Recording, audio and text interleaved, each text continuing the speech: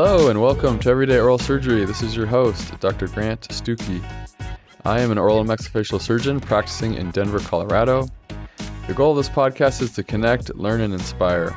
In this podcast, you'll be hearing from OMFS surgeons all over the globe discussing ways to improve the practice of oral and maxillofacial surgery. Most information shared in this podcast will be based on personal experience and opinions, so please supplement what you learn here with approved research studies. Without further ado, please enjoy today's episode. All right, welcome everyone back to another episode. Today I'm with Dr. Andrew Jenzer. He's an oral maxillofacial surgeon practicing in North Carolina. Andrew, thank you for joining us yet again on the podcast. Great to be back, Grant. Appreciate the repeated invites, and I think we got some great stuff today. Yes, we've heard great things about our medicine series that you did for us. We know that these types of podcasts are information heavy, but we've gotten great feedback from listeners and residents. Those who kind of want to brush up on these topics, and then also to people who come from maybe programs that aren't academic heavy. So we thought doing kind of more of these informational topics would be good. Any other comments you had about this? Yeah, a couple earlier this month in February, I was at the ACOM's FACES meeting, the American College of Oral Maxillofacial Surgeons. I know I've talked about it on the podcast previously, but if you're not a member, join. I'm a huge fan of the organization, and the meeting was incredible. We had lecturers including, Posnick, the legend himself, Elda Fisher, Mark Engelstedt from OHSU, who's one of the most eloquent, brilliant speakers I've ever heard. And I had a listener come up to me there, Grant, who thanked us for, what we did, in particular you in the podcast. But the way he just spoke about it reframed kind of how I think this can help people. And yeah, he described it that, his program wasn't the strongest in academics. So, hopefully, and there's probably some listeners out there who are using what we are doing here to supplement their academic sessions and learning. So it kind of inspired Grant and I to talk and, think, hey, we can have discussions just like we do at academics. And hopefully that's of value to the listeners out there. So we're going to try, moving away from medicine a little bit and, jumping into some other topics to hopefully, improve everyone who's listening's asynchronous, unconventional learning to maximize and optimize doing well on the OMSite, written boards and oral boards. Yes, that's awesome, man. And I really appreciate you doing this because it definitely takes work and preparation to do an episode like this. So good. Where would you start us off on the topic of the basics of trauma? Yeah. So of course, verify all clinical information for yourself. What's in this episode? I want to hit, starting off with a little trauma series. First, just some of the big hitter items. So we're going to talk things like hemorrhagic shock, principles of fixation, the Glasgow Coma Scale, zones of the neck. We're going to move through information kind of superficially in the sense that, emphasizing things that you need to know as a resident, things to think about during your trauma evaluation, and very high yield things that tend to come up on the range of written assessments as well as oral. And from that, I want to move into the trauma evaluation. And as we go through a trauma evaluation, talk about a lot of the buzzwords, the key things you might see, how to quickly evaluate that. So we're going to cover a lot of ground. And then in subsequent episodes, we're going to focus on generally talking about, how do you think about mandible fractures? What are some of the things you got to know? What are some approach options, different fixation options, so that you as the listener can be hopefully empowered in the operating room and making better decisions. So with that, Grant, I want to start with some of those just high yield topics that don't necessarily fit into great places, but are very important. And so let's start with hemorrhagic shock. Now, when we think about hypovolemia or a lack of, particularly blood in the cardiovascular system, this can be caused by bleeding in this context, but also massive fluid losses. Once we start losing that fluid and thinking about hemorrhagic shock, it's like chapter 1 in Peterson's, right? That table of hemorrhagic shock. It's very classic to see test questions based on this. But there's really 4 classifications based on the amount of blood loss. And this is assuming a normal sized adult, not pediatrics, a little bit different. There's a calculation for that. But in stage 1, 1 through 4, it's less than 750 cc's of blood loss. And we really have almost minimal changes to our physiologic system. The heart rate is still under 100. You're breathing normally. If we were measuring urine output over time, it would be relatively normal. Maybe a little bit of anxiety. But a key thing to think about is, it's not that common that we have a lot of blood loss during even bigger OR procedures that we do, outside of complications. A typical orthognathic procedure, even a double jaw, might have 100, 200, 250 cc's of blood loss, but that's well under that 750 where you start to see physiologic changes. As we move up into class 2, that's 750 to 1500. Here we start to see the first changes. We see a slight bit of tachycardia, the heart rate often about, quoted as 100 to 120, and you might have a mild anxiety. As well as potentially some slight other variations in some of the physiologic symptoms. Classically, for test questions, if they ask you to identify what is different in class 2 hemorrhagic shock, it's either going to be the heart rate increase or that mild anxiety. Class 3, 1500 to 2000, and class 4 is over 2000. And here we start to see decrease, urine output as well, increased respiratory rate, and hypotension. So if a patient is hypotensive in the setting of hemorrhagic shock, they're at least a class 3, which means they've at least lost 1.5 liters of blood. And I always think about how much blood does a regular adult person have in their body. In all of our piping systems, it's about 5 or 6 liters. So, 1.5 liters out is a pretty good chunk of that before you start to see hypotension. Moving on, we have the next kind of big hitter topic, and that's the Glasgow Coma Scale. This is an objective measurement of a patient's neurologic status. It's serially tracked to track clinical progress, used for and indicated in patients who are 5 years old and above. And remember, if there's the letter T after the numeric score, which can be as low as 3 or as high as 15, that means they're intubated. I kind of think about the Glasgow coma in a similar way I think about ESR and CRP in an infection patient, in that it's a trend as well. A single time point is important, but the trend is also quite important. There's 3 categories, and this one, if you don't know it, I would just recommend knowing cold. I'm not necessarily going to read out all of these, but there's 3 main ones. There's eye-opening response, verbal response, and motor response. And you get points to those.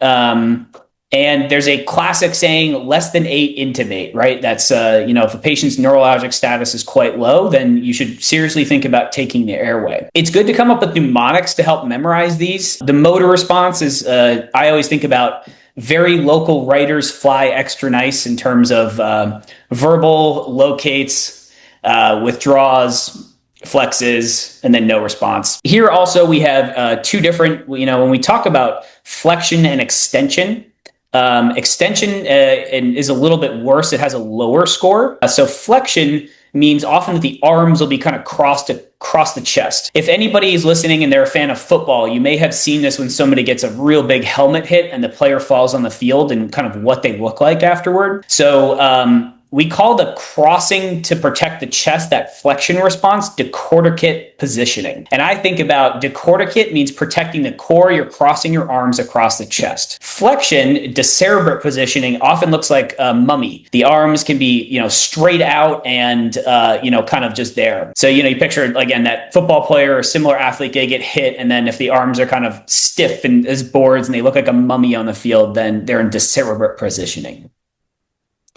Kind of similar to this, and we'll talk about these as we go through it, is blown pupils. When you're doing a pupillary exam and in the setting of a trauma, and you're looking at pupils, we're looking at a lot of things that we'll talk about when we talk about the eye exam, right? Do the eyes move? Can they follow your finger? When you shine a light in the pupils, do they constrict appropriately, right? We document that all the time. Perla, right? The pupils are equal round, reactive to light, and accommodation if you do a Snelling chart test. When pupils are blown and large and they don't react to light, I get very, very worried. I've had a few times in my career where I've gone to evaluate patients in the ER and for some sort of trauma and found them semi-unresponsive in the ER bed and they hadn't been checked on, and at least one of their pupils was blown, and I call for help as fast as I can.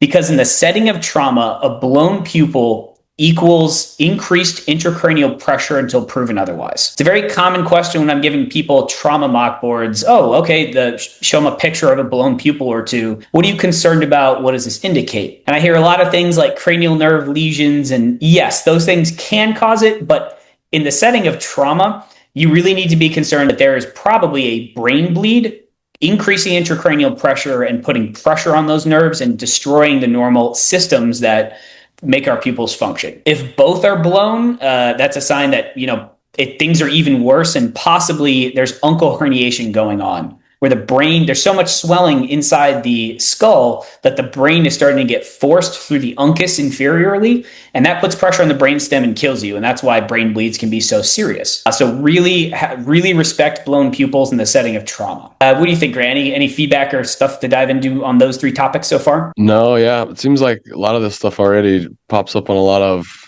exams, oral boards. So just good stuff to memorize and keep in mind. Yeah.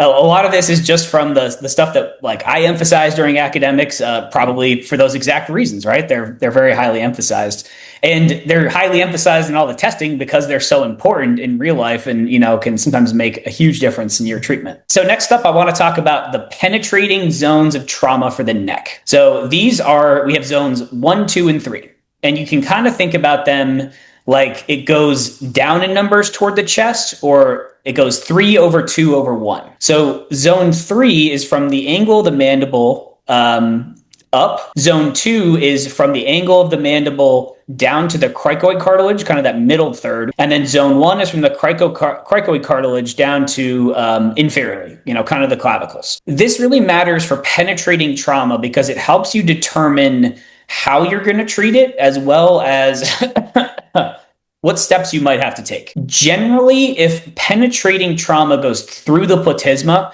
you need to give really serious thought to, at a minimum, either surgical exploration or a lot of studies to help rule out further injuries because of all the structures there, including vascular injuries to the trachea or the airway system, as well as the esophagus. So a lot of times when you have these different zones, you'll have CT with and without contrast for evaluation, because multiple systems can be impacted by a single penetrating insult. If an insult is unstable and the patient is demonstrating vital signs of instability, things like tachycardia, hypotension, we often will get the patient immediately to the OR to open and explore, skipping the CT scan. Because they might have some very, very severe bleeding. There's more, again, as you kind of get the vibe here, folks. I'm glossing over things because I don't want to go. We could spend a half hour talking about each of these, but we're trying just to skim this. So if we hitting something you're not super sure of, make sure to make a note and look it up and dig into it more. And as we start this kind of trauma module, Grant, I thought it would be really good to start with some of the basic principles of fixation, because we have to understand what the terms in particular mean as we then move in further episodes to talk about fixing these fractures. So first we have the term rigid fixation, and that is fixation that prevents intrafragmentary movement when a load is applied. So think really big, strong plates that prevent any type of bony movement, even with kind of function. And we contrast that with semi-rigid fixation, which is it's not strong enough to prevent intrafragmentary movement when a load is applied, but it's adequate enough to allow union of bone. The tricky thing is those terms are a summation of all the hardware and steps that you take in order to fix a fracture. So it's not that easy to just say, we did semi-rigid fixation here. I would say that most of the time we're doing some form of semi-rigid fixation. You can really think of rigid fixation as being recon bars or some really strong plates, maybe custom hardware as well. But you have to understand it's a summation of all the treatments and hardware that are placed. Similar, we have 2 important terms, load bearing and load sharing. So load bearing is when the hardware is strong enough to bear the entire load of the force across. And it requires at least 3 screws in each segment when a plate is used. So if you picture somebody with missing a big chunk of their mandible, they have a continuity defect, and you put a big recon plate on, it's going to be load-bearing hardware because it's bearing kind of the load of that, right? Versus load sharing, which it can't bear all the strength and force across a fracture, but it relies on the buttressing of the bone and the strength of the plate and screws. And force vectors are distributed across both the bone and the hardware. So a little bit weaker.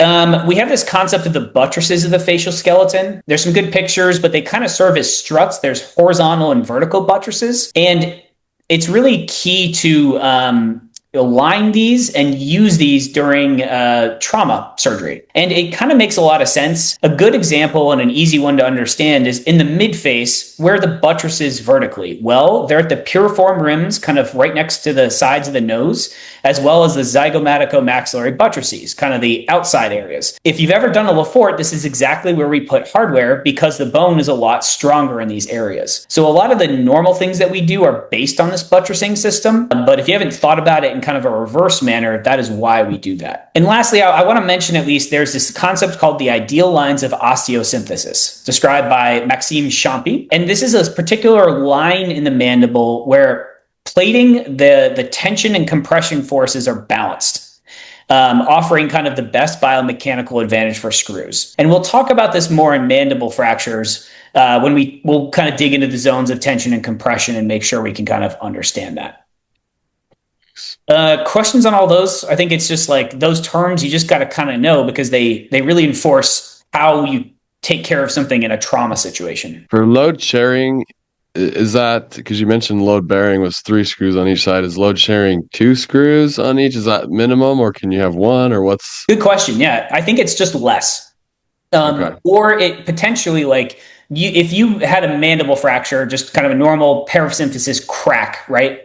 And you put a tiny little long midface plate with 5 screws on each side, just because you put the 5 screws on each side doesn't mean you necessarily have load bearing. So it also depends on the size of the plate and also if your screws are bicortical or how long they are, which is hard because there's not really like a good answer for this necessarily. That's why you have to understand it, learn the normal patterns that we fixate fractures in different areas, and then understand it. I think an important concept is, even though we talk about, so for a continuity defect, we're missing a chunk of mandible and we're putting a reconstruction plate on to bear it. First of all, there is no number associated with a recon plate for plate thickness. It varies by company. It might be 2.2 in one company starts at that reconstruction plate and 2.3 in another one. Custom hardware, with it being either milled or made from an additive process, is inherently much stronger. So a plate that's custom might be less thick, but even stronger and still have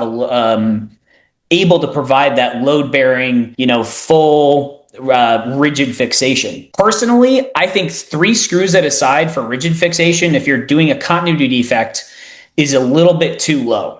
Especially in the day of custom, I always try to get at least 4 screws per side, because what if one fails? And, once a year, I'm taking care of a patient who had 3 screws on a side for a continuity defect. I had one not too long ago. 1 screw came out and then the plate got loose and it presents kind of like osteomyelitis because things are wiggling and moving. So 3 is kind of the minimum. If you can get more, I would recommend that, because you have to plan for time and potential movement and failures. And this kind of brings a great next segment, just touching on plates and screws, because we have some terms that really are important. So when we think about screws, we have non-locking and locking screws. So non-locking screws engages the bone, but not the plate. So you'll put the screw in the bone and it will kind of suck the plate down to the bone, which can be good or bad. It requires the plate to be intimately adapted to the bone.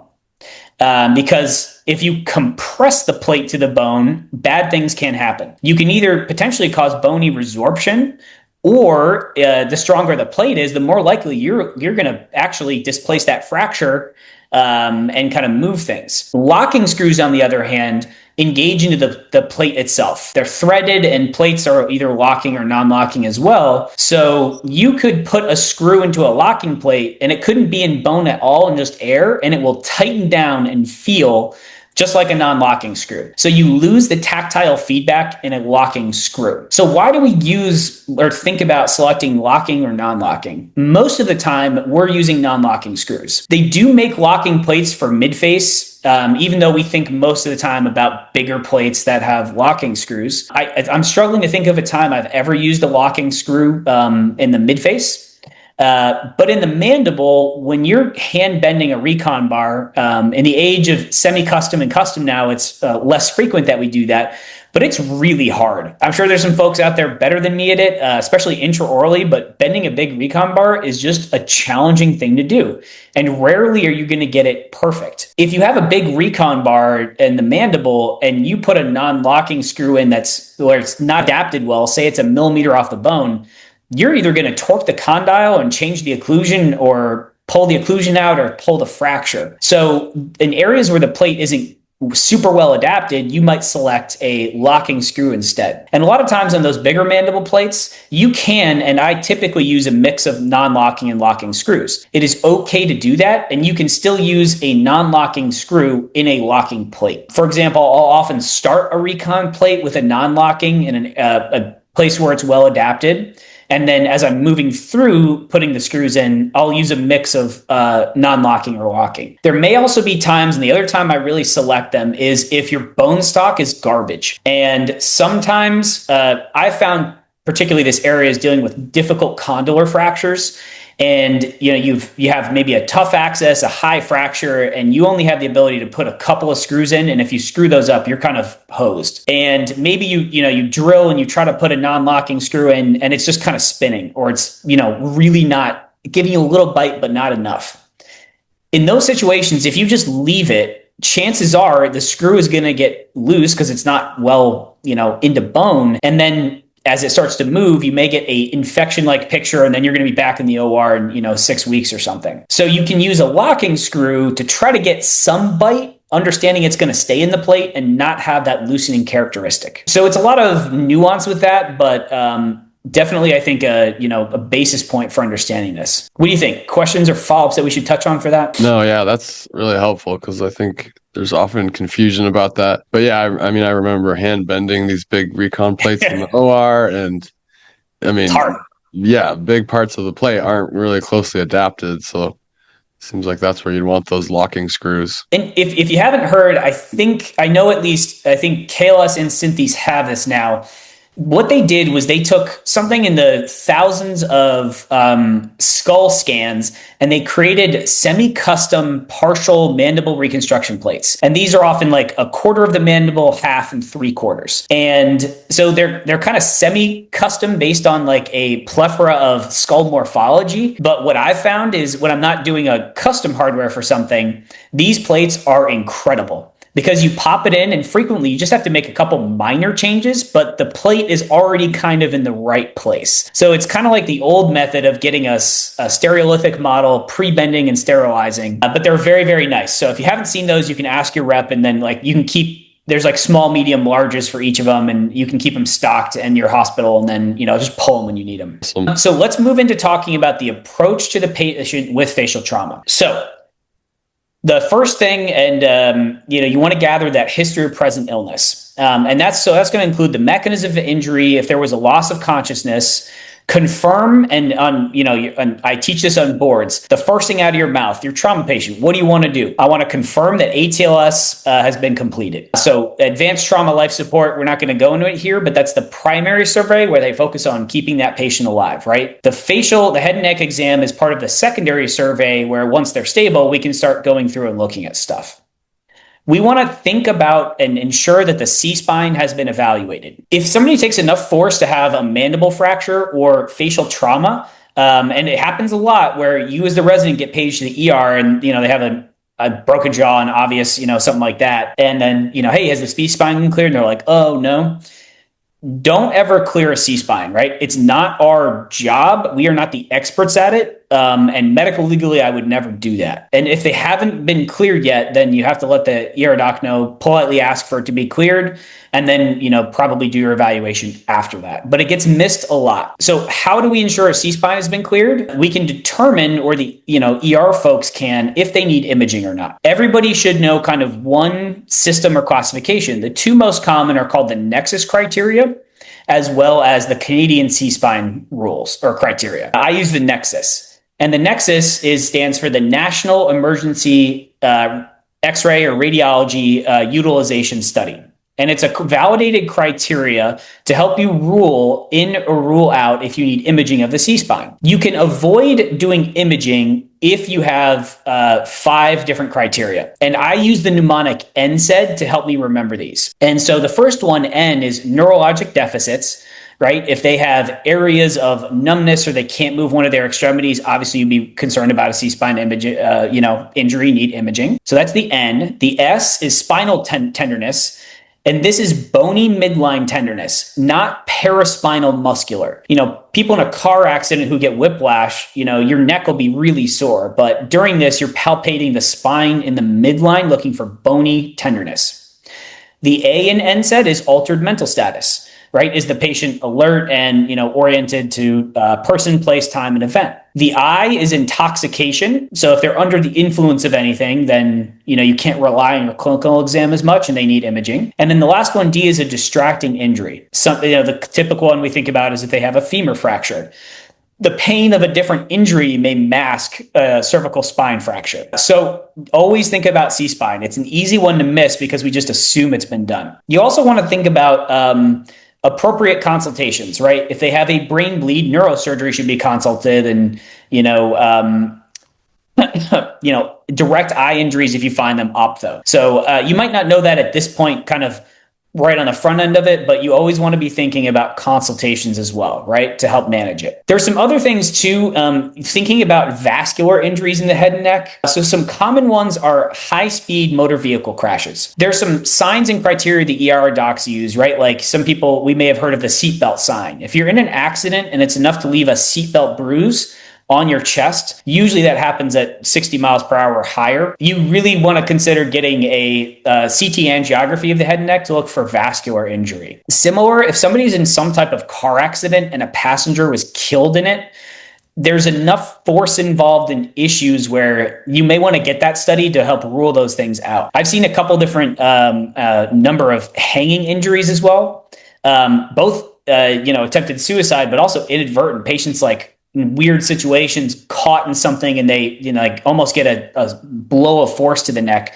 A lot of bruising or direct injury to those areas. Again, think, is there a vascular injury? Maybe we certainly want to find that and rule that out, or just at least watch it and get vascular surgery involved. So we've kind of gone through the S, right? And then obviously if they're awake, we do a full medical review, and if there's people there, talk to them. And now we're going to move into our objective section and kind of work through the trauma exam. Unless you want to touch on any of those points, Grant, or anything. I don't know if you're a Nexus guy, or I know that the Canadians, like my friends, shout out to Dane and Cale McMillan, prefer the Canadian C-spine criteria, which makes sense because they're Canadians. Exactly. No, that's good. Yeah, that's a good review of the S.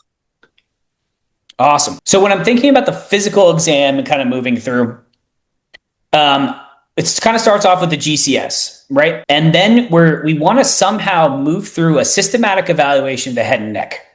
I think and I do my trauma exam differently than I do a clinical exam like I do every day for people with, seeing in the clinic for things. In the clinic, when I'm evaluating a patient for wisdom teeth, I'm kind of evaluating multiple things at once. As I'm getting to know the patient, talking to them off the jump, I'm watching and starting to do my cranial nerve exam. Is their face animating and moving as I talk to them? Are their eyes following me? When I look in their pharynx to evaluate their Mallampati score and look at the lateral borders of their tongue as part of my oral cancer screen, I'm evaluating the hypoglossal nerve. So I'm doing my cranial nerve exam kind of in conjunction with my other exams. And, we're focusing on the issue and kind of, doing adjunctive system exams. They have they're here for the throat molars. Of course, I'm going to look at those areas. And then I'm going to do an airway exam, a brief TMJ exam, oral cancer screen, etc. The problem is with a trauma exam, it's really easy to miss things. So instead of doing that holistic approach, I start at the crown of the head at the vertex and the very tippy top, and I work all the way down to the clavicles. And folks have probably heard this, but in this examination in particular, look at what you're touching and touch what you're looking at. Your eyes and your hands are kind of linked. I start at the top of the head, and work on the entire scalp area, palpating and looking around. And I'm looking for things like ecchymosis, step-offs, crepitus, lacerations, obvious penetrating injuries. I focus fully on one area as well as evaluating my cranial nerves in that area as I'm moving through. So I'm also testing sensation as I'm doing the scalp. And then I'm moving down to the upper third of the face, right? And I may do the ears during this portion, along with that, and kind of back in the posterior aspect. But as I'm moving to the upper third, again, I'm feeling, looking, touching, using those basic principles of inspection, palpation, auscultation sometimes, and doing that full exam by section. And I would really emphasize not only for how you articulate your board trauma exam, but how you do this in real life, because it's really easy to miss things. And it's the little things that you miss that are really going to, potentially hurt somebody. There's also a big principle during my exam and I'll mention this during the radiology exam, I almost ignore the biggest known injury. If the patient has a very obvious mandible parasymphysis fracture and is a big step in occlusion, I note it and I'm like, hey, okay, obviously there's a broken mandible here. What else am I missing? Hey, is there a condylar fracture or C-spine injury? Is there a weird ZMC or an orbital fracture? I always try to ask myself, what am I missing? And ignore the biggest injury. And that has saved my butt a lot of times. So, I would just emphasize that. In that upper third, I'll talk about the ears at this point as well. What are some things you can see? If we have bruising behind and around the ears, we call that battle sign. And that can be indicative of a basal or skull fracture. So that should get you thinking, okay, maybe there is that. If you have fluid coming out of the ear, that can indicate either inner damage or a cerebral spinal fluid leak, CSF. We can get this leak out of the nose as well. So what do we do if we have concerns about a CSF leak? First of all, clinically, it can be a very hard thing to kind of determine or ascertain. I've asked a lot of very competent and good traumatologist neurosurgeons about this, and they're similar answer. When people have really bad CSF leaks, it can pulse in time with their pulse. It can kind of squirt, and then it's pretty obvious. But sometimes it's just a slow drip or a little bit of fluid, and you're like, okay, I don't know. Do they have one? It's kind of hard. So first off, you can start with some clinical tests, and we think about the halo test, and that is especially when you're thinking about fluid from the nose or ear that also is mixed with usually blood and maybe mucus. You can drip it onto a piece of paper and see if there's a clear kind of area in the middle and the blood and everything else moves to the outside to form a ring or a halo. The problem is the sensitivity and specificity of that halo test is pretty low. It's in about the 60%-ish. So it's good to know, but not super helpful. So we kind of move on to our next thing. Well, is there a definitive test? There is. We can test for beta-2 transferrin, a protein only found in the cerebrospinal fluid. You capture some of that fluid and then you send it off to get tested. The problem is it's usually a regional lab because it's a very difficult lab to run, and it usually takes up to 5 days to result. So I still do it, but understand you might not have a clear answer soon. The last thing is you can capture some of that and send it off for almost a basic metabolic panel. The glucose within the CSF should be lower than blood, should be about 2/3 of blood. So somewhere in the 60s or 70s. Chloride, on the other hand, should be slightly higher.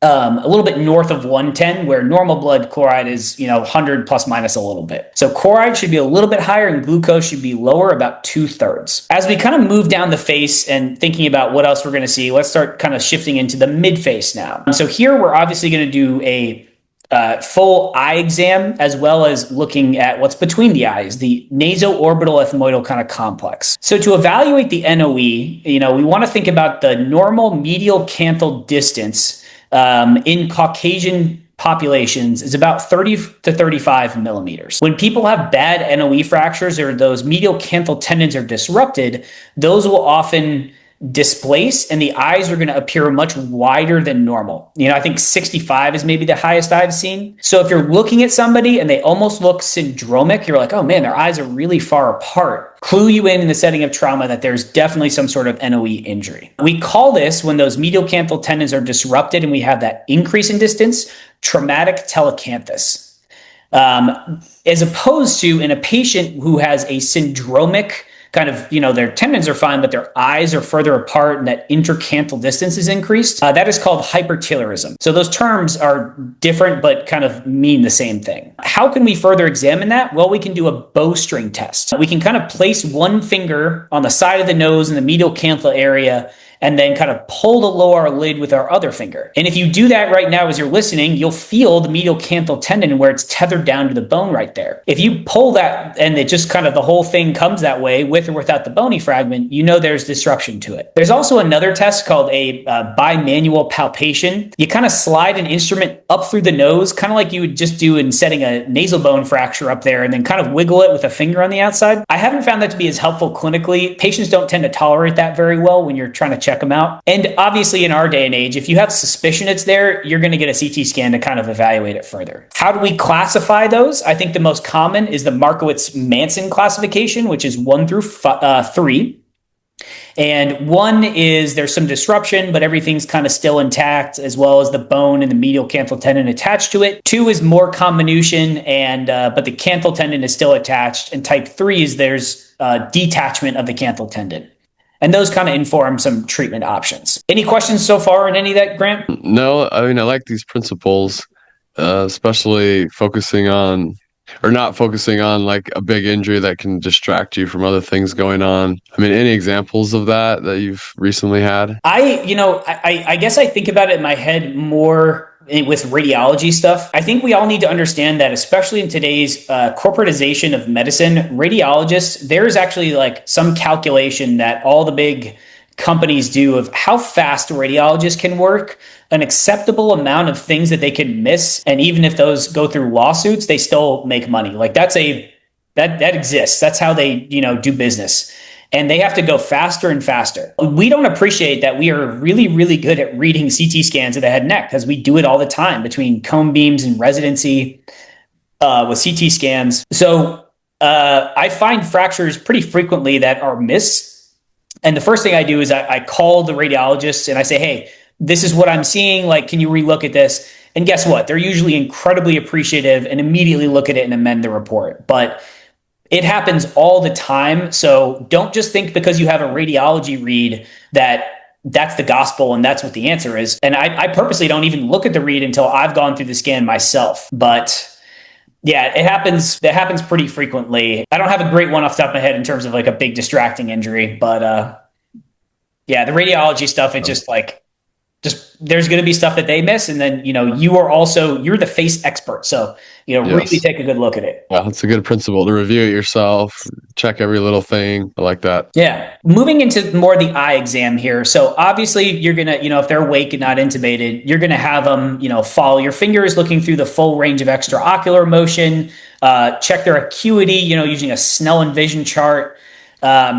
As we think about what are we kind of looking at? Well, with orbital trauma in particular, we're worried about kind of 2 entities. The first one is going to be the dreaded retrobulbar hematoma, right? Understand first that radiologists, if they get a read and there is blood back there in the orbit, they're probably going to call it a retrobulbar hematoma. So a radiology person saying that there's one there, your clinical exam is what matters.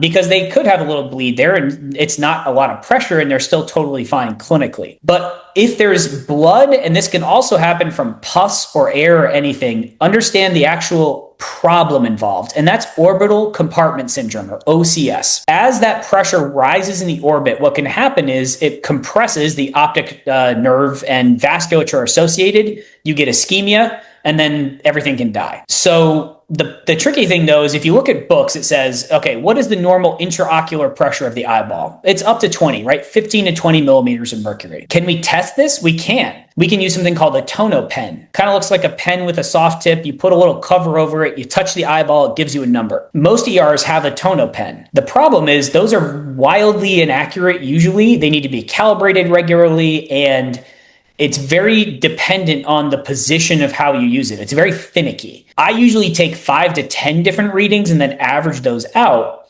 But most papers and books say, okay, if the pressure's over 20, over 30, really, worry about retrobulbar hematoma and think about steps involved. I've had a lot of good discussions with really talented ophthalmologists about this. And I remember a case when I was a second-year resident where I evaluated a guy in a bar fight and he had gotten punched in the face, had black eyes. He had full range of motion. He had no pain, no pressure out of proportion, no vision loss. But his intraocular pressures were like 45, 50. And I'm kind of freaking out. I'm like, oh my God, is this thing happening? I don't know. And an ophthalmologist came in and we worked through it. And what they really emphasized was they said that it is a clinical diagnosis of a frozen globe and pain out of proportion. But once that pressure sets in, that eye is really going to lose the ability to move, and it's going to hurt a crazy amount, just like compartment syndrome in another extremity. But there's a lot of factors just from swelling around it that might bump that number up. So the number should matter somewhat, but if patients actually have this going on, the pressures are usually 50 to 70. They're very high. And remember, vision loss and blindness is a late finding and sign. So if you have concerns about it, then you should really perform the lateral canthotomy inferior cantholysis.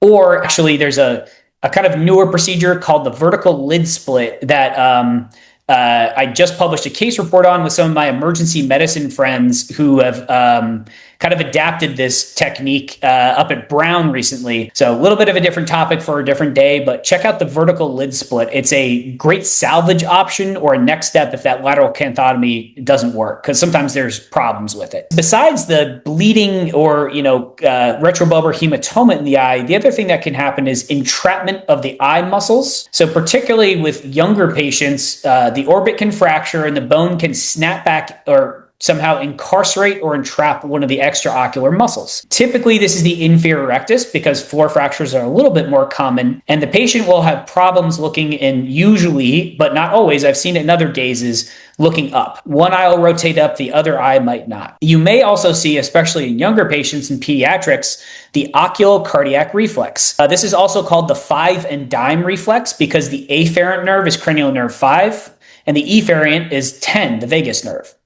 And what happens during the oculocardiac reflex is the vagus nerve gets stimulated and increases the parasympathetic output to the heart, slowing everything down, right? They get a surge in parasympathetics. This can make patients nauseous. It can make them dizzy. You can actually usually see a drop on the monitor in their heart rate pretty precipitously. If they demonstrate this sign, don't make them keep repeating it, because I have seen that happen as well. I have seen during orbital surgeries and once during Lefort from just pressure on V2, the infraorbital neurovascular bundle, patients go into asystole and their heart stops 3 different times. And usually as soon as you stop putting pressure on this or stop the stimulation of the 5 and dime reflex, they'll usually come right back. But it's pretty scary when patients' hearts stop and you stop retracting and start doing CPR and, give them atropine. But you should really respect that. So if you have suspicion, though, that somebody has entrapped, what do? My next step is to do a force duction test in the ER. You numb their eye up or ask the ER doc to do it. A very common medication is 4% tetracaine drops. And then you need to get some specialized instruments to do this. And that's either a 0.5 or Bishop. These are very, very tiny little forceps that are often,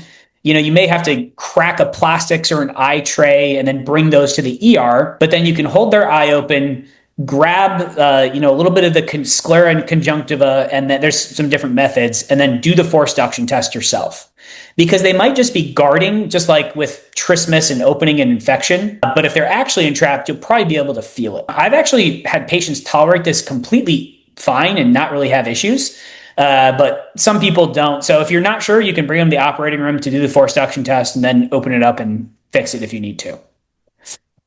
What do you think? Questions, follow up on those, Grant? No, that's a good review of the eye stuff, especially just clinical versus some of the numbers and things you see and not getting hung up, but relying on your clinical exam. Yeah. A couple more random eye things. To kind of wrap eyes up. I'm not going to go into it, but if you're not tracking and can't well articulate what a relative afferent pupillary defect, also called a Marcus Gunn pupil is, you really want to know that.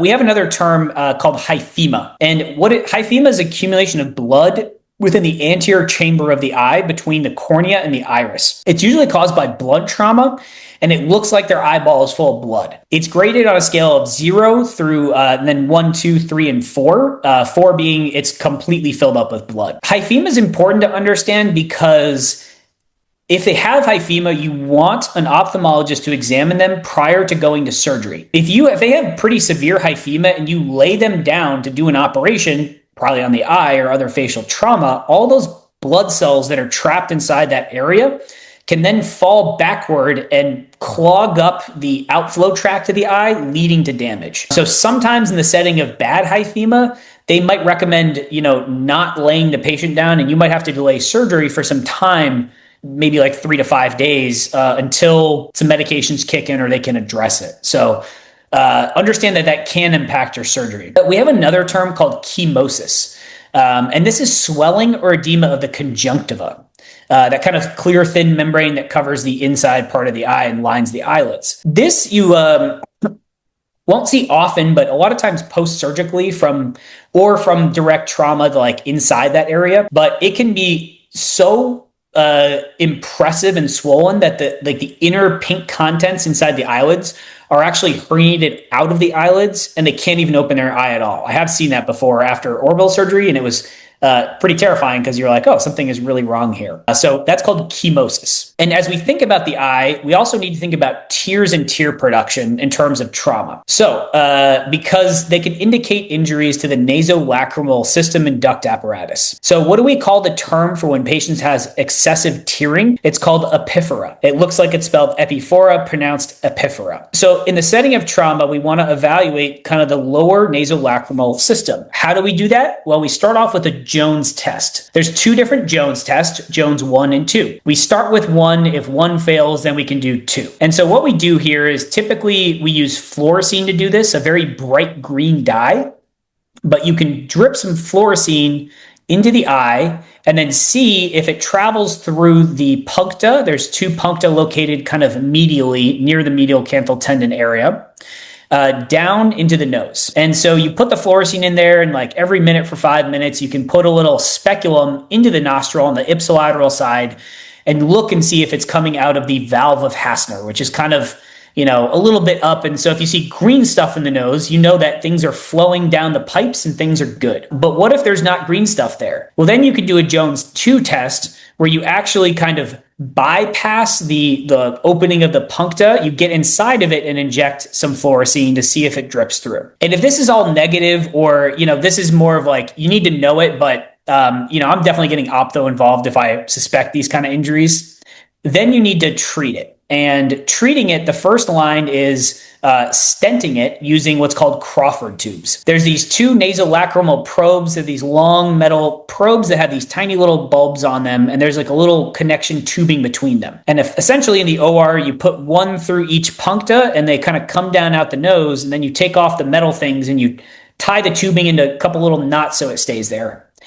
And it kind of stents and holds the system open. And if you put Crawford tubes in, a very common test question is how long do you leave them for? And the answer is 12 to 16 weeks, about 3 to 4 months. If that fails, what does the patient need next? They often need a DCR, or dacrocystorhinostomy, where they surgically open that and kind of repair and do some things. I don't do those. That's very optho world, but personally, I find it very difficult to actually cannulate the nasolacrimal duct system. Ophthalmologists can make it look real easy and do it in like 30 seconds. I'm always fumbling around there. So I have a pretty low threshold for engaging the specialist for those kind of injuries. And as we, Grant, any follow up on that whole tangent? No, yeah, that makes sense. Have you used the lacrimal probes and the Crawford tubes, or we're just seeing optho do this? I have, yeah. I usually do, like a lot of times I'll get optho involved and we'll all go to the operating room together. Personally, I've done it maybe 3 times myself, and I found it always takes me like 30, 45 minutes because I'm like really worried about damaging things. And then, optho's like zip, zip, and like it's done in 2 seconds and you're like, oh God, but familiarity and comfort more so. Kind of, again, we're still in the middle third thinking about this. I really look at the nose and I'm really looking for septal hematomas. If you get bleeding that happens in the septum, it often can look bilateral, but can be ipsilateral. The kind of normal septal mucosa can be swollen so much that it almost obstructs the entire nasal passage. I think I've seen 3 septal hematomas, and if you see it, it has to be treated right away. Obviously, you still call your attending first, but you can shoot some local around the nose, use some field blocks, and then you're just going to make a nick in there or try to, put an 18 gauge needle and decompress it. If you just leave all that blood accumulation, and I actually seen it from an infection and pus as well, it'll put pressure and destroy the septal cartilage, and then the patient's nose will kind of collapse in after the fact, and that can be a very difficult problem to fix surgically. So really evaluate and look for a septal hematoma. And then, a little bit less in the lower third because we deal with this all the time, but you're looking for step-offs, changes in occlusions. A really important point that I have been burned on before is I usually, especially when I'm suspecting some sort of gnathic bone fracture, I ask the patient to show me recent selfies, and I look at them smiling because I want to know, did they have an anterior open bite before the fracture? I've been in the operating room and found out things don't make sense and forgotten to ask these questions, or the patient has a big class 3 malocclusion or class 2. You need to know those things before you go to the OR. Otherwise, trying to figure it out, the puzzle doesn't make sense, and then you could be in for a bad time. So, There is one buzzword called Guerin sign, and that's bruising or lacerations to kind of the palate. But sometimes you think about it too in the maxillary vestibule, and it can indicate a Le Fort fracture. So that kind of, if they have a C-collar in place too, you have to examine, around it. So you ask the ER doc to help you. You have people provide inline stabilization, and then you can have usually the anterior part of the C-collar taken off first. And then if you need to, then the posterior as well. Sometimes the anterior off is all you need and you'll be able to kind of work around the back, but don't neglect the whole back of the head and the neck. Remember, we're still responsible for that. It's everything clavicles up that you want to touch, see, and evaluate. And so be systematic about it. Go through, evaluate all the cranial nerves in, everything that's going on in each chunk or area of the face as you do it. Don't assume anything and always ask yourself, what am I missing? And then, I want to move next to just some brief comments about in the objective section, radiology. So, sometimes the patients will have images ahead of time, but what does the ER usually order? Usually if they get a CT scan, it's cut at 2 to 2.5 millimeters. You're going to miss so many fractures and injuries at that size. So whenever I train my residents to always ask for CT scans or order them in as thin axes as possible, which is usually 0.5 millimeter slices or 0.6, depending on the institution, in all axes, as well as a 3D reconstruction. Usually, and you should figure it out if you're a resident at whatever your hospital is, when they take a CT scan, it doesn't cause any more radiation to get at thinner slices. It's simply a matter of reformatting the data. Generally, a CT scan will stay on a local server for with the initial data for 24 to 48 hours, which means you can pick up the phone, call the radiology department, and ask for them to reformat it if you're in that time period before the initial data is purged, and then you're kind of screwed and need a new CT scan if you need to get it. So really make sure to get that as thin as slices as possible. And then we come to the kind of assessment and planning part, right? So here you start to come up with your plan. First, a big thing, you're never in a vacuum, right? Engage all the other services for injuries or ensure that the trauma or ER service does as well, right? This can be neurosurgery, ophthalmology, ENT. Get help from your surgery friends, right? No one is an island. It's very rare that you have to come up with detailed pan facial or GSW plans on the fly. I still get help from a lot of people. I get calls all the time from people and my friends around the country who, hey, I have this big GSW injury. Can we look at the scans together and talk? And this is what I'm thinking. That is awesome, right? We're going to provide better care to the patients when you get help.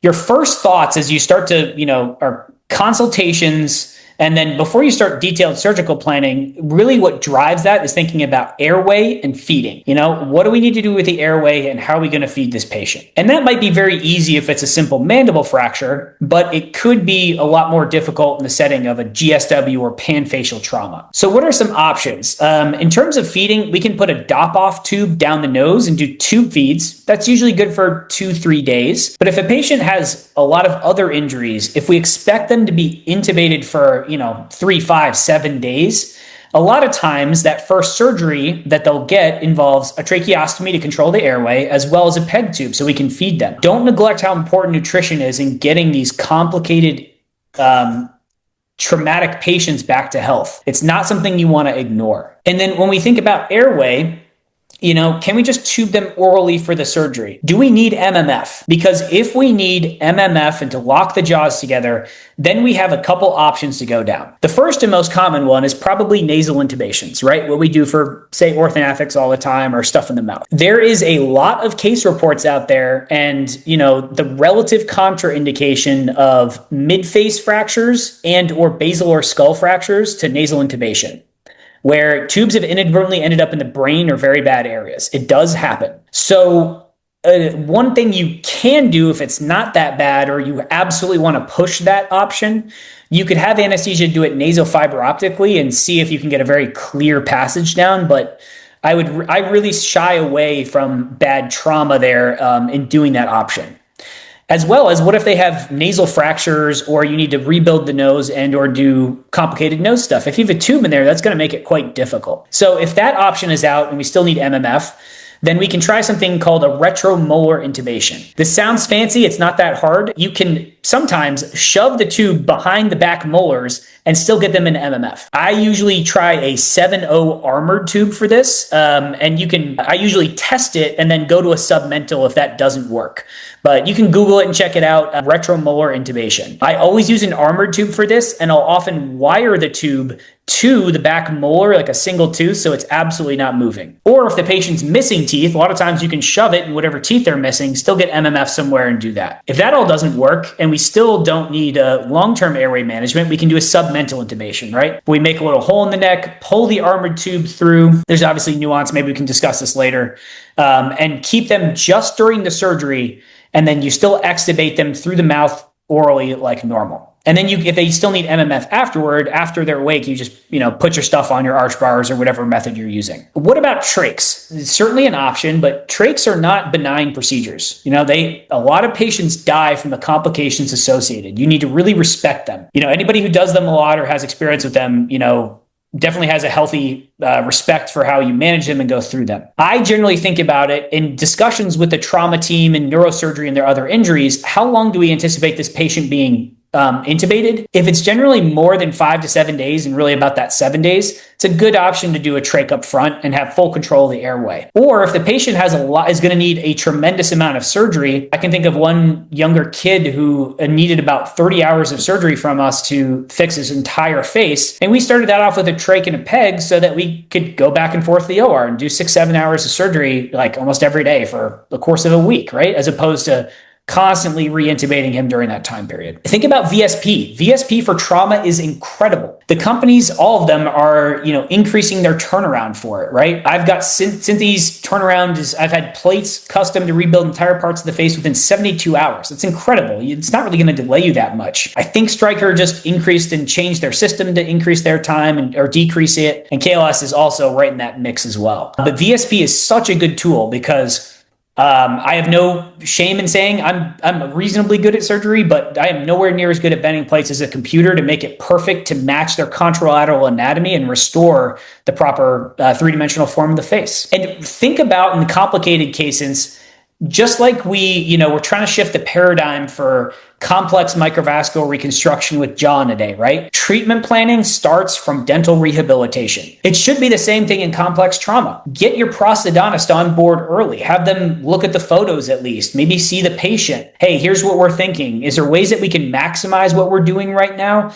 to enable good dental rehabilitation? I'm a big fan of multidisciplinary care, and getting the dental people on board early is a really good thing to enable restoration of actually dentition if that's the goal. And I think, we think about that a lot with jaw in a day and like the super cool stuff that, shout out to my man, Dan Hammer, who's and Fayette Williams, who pioneer that stuff, and they're doing awesome stuff. But bringing those principles of dentistry and pros drive the train to trauma stuff where there's a lot of teeth knocked out and the occlusions, problematic. I think we need to, equally apply those principles as well. A lot of stuff I'm throwing at the group, Grant, but we're kind of hitting the end. What points can we talk about? What are you thinking as you're listening to me ramble? No, this is a really good review of the kind of the secondary survey, of radiographs, of assessment, planning. I mean, this is super helpful stuff.